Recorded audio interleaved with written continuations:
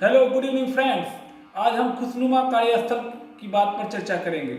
जैसा कि हम जानते हैं कि हमारा अधिकांश एक्टिव समय कार्यस्थल पर बीतता है और कम से कम 8 घंटा का हमारा वर्किंग आवर होता है और उसमें लंच आवर अगर जोड़ दें तो वो अधिकतम 9 घंटे का होता है।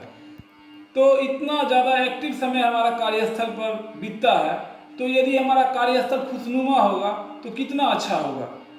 तो इस खुशनुमा कार्यस्थल पर क्या होता है?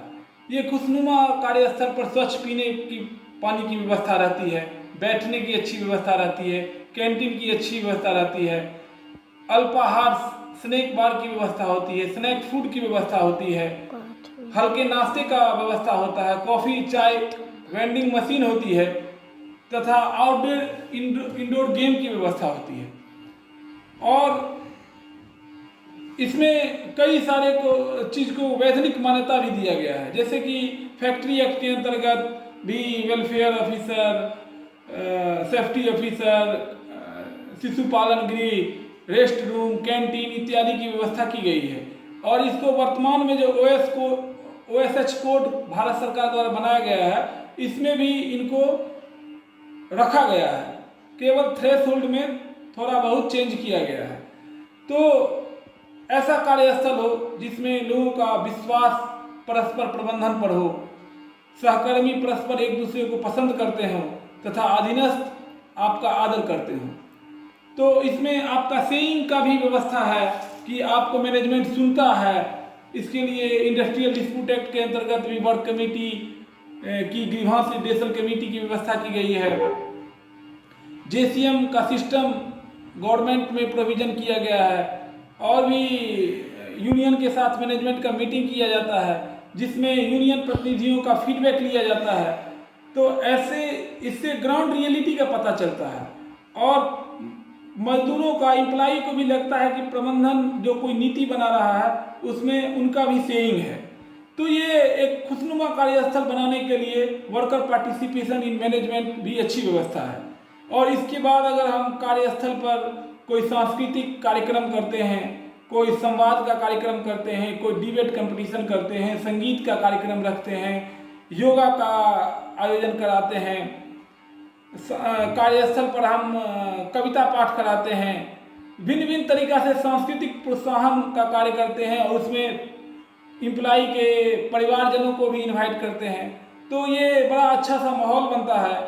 इसके बाद अगर हम कैंटीन में अच्छा पोषण की व्यवस्था का सामान रखते हैं, जैसे कि अच्छा पोषण का ग्रीन जार में रखते हैं, जो खाद्य सामग्री हमको नुकसान नहीं करता है उसको हम पीला जार में रखते हैं, और जो नुकसान करता है जैसे जंक फूड है उसका हम रेड जार में रखते हैं, और हम जो पौष्टिक आहार है उसको हम सब्सिडाइज रेट पर प्रोवाइड कराते हैं। तो एम्प्लॉई को एक हेल्दी स्नैक्स, हेल्दी फूड के लिए हम प्रोत्साहित करते हैं।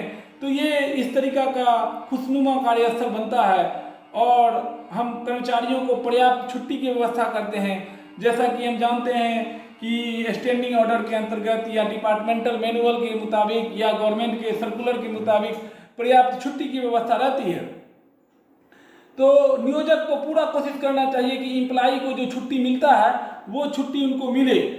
यूरोप और अमेरिका के कई देशों में एम्प्लॉई को जबरन छुट्टी पर कई कंपनियां भेजती है।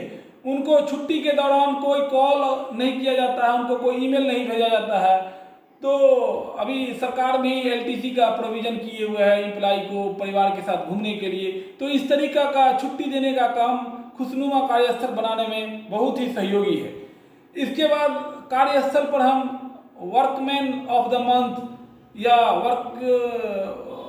Good employee of the month के जगह पर हम अगर जो हमारा उत्कृष्ट कर्मचारी है उसको हायर प्रबंधन के साथ उसको नाश्ते पर बुलाएं, उसको चाय कॉफ़ी पर बुलाएं, और उच्चतर प्रबंधन के लोग उसका सबके सामने में उसके कार्यस्थल पर जाके उसको प्रशंसित करें, उसको प्रोत्साहन दें। तो इससे अच्छा एक माहौल बनता है। अगर हम केवल एक एम्प्लॉई को बेस्ट परफॉर्मिंग रिवार्ड देते हैं तो केवल एक एम्प्लॉई को मोटिवेट होगा। लेकिन जब कार्यस्थल पर जाके उच्चतर प्रबंधन के लोग उस एम्प्लॉई को सब उसके दोस्त के सामने, सहकर्मी के सामने जब उसको इनाम देते हैं, पुरस्कृत करते हैं, तो इससे पूरा माहौल अच्छा बनता है। कार्यस्थल पर जब वेलनेस एक्सपर्ट की व्यवस्था होती है, जब साइकेट्रिक की व्यवस्था मैनेजमेंट द्वारा किया जाता है, मनोचिकित्सक की व्यवस्था की जाती है, कभी कभी काउंसलिंग की ज़रूरत पड़ती है एम्प्लॉई को, तो वो एम्प्लॉई को कार्यस्थल खुशनुमा बनाते हैं। क्योंकि अगर उनको कोई परेशानी है तो वो अपना जो परेशानी का साझा मनोचिकित्सक या काउंसलर के साथ कर सकते हैं। तो ऐसी व्यवस्था कार्यस्थल पर करना चाहिए। कार्यस्थल पर अगर अच्छी व्यवस्था होगी तो एम्प्लॉई की प्रोडक्टिविटी बढ़ती है, क्योंकि अच्छा माहौल होगा तो एम्प्लॉई काम करेंगे। और इसमें क्या है कि नियम का पालन हो कार्यस्थल पर, एक जो कोड ऑफ कंडक्ट है, एक हाइजीन कोड ऑफ कंडक्ट है, क्योंकि आजकल हाइजीन और सेफ्टी बहुत इम्पोर्टेंट है। इसलिए हाइजीन और सेफ्टी का पालन करने वाला एम्प्लॉई को प्रोत्साहित करना चाहिए। तथा जो विभागीय मैनुअल है, जो कोड ऑफ कंडक्ट है, जो स्टैंडिंग ऑर्डर है, उसका कड़ाई से पालन करना चाहिए। किसी के साथ भेदभाव नहीं होना चाहिए। अगर ऐसा माहौल होगा तो कार्यस्थल खुशनुमा होगा और एम्प्लॉई अपना अधिकतम योगदान प्रबंधन को देंगे, और इससे देश और समाज दोनों का विकास होगा, दोनों का भलाई होगा और जीडीपी की वृद्धि होगी। जय हिंद, जय भारत। आपको सुनने के लिए बहुत बहुत धन्यवाद।